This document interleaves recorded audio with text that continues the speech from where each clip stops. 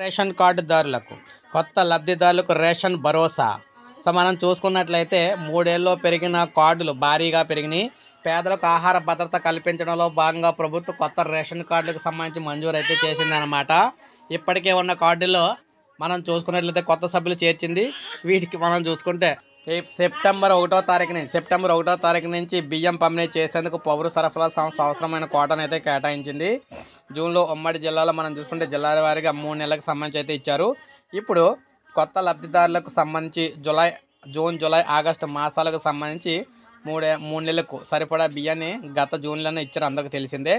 ఇప్పుడు సెప్టెంబర్కి సంబంధించి సెప్టెంబర్ మాసంలో బియ్యం పంపిణీకి అధికారులు ఏర్పాటు చేయగా ఈసారి కొత్త కార్డులతో పాటు ఇతర పాత కార్డుల్లో సభ్యులుగా నమోదైన లబ్ధిదారులందరికీ కూడా కలిసి ఈ బియ్యాన్ని అయితే పంపిణీ చేయాలని చెప్పేసి నిర్ణయించడం అయితే జరిగిందనమాట.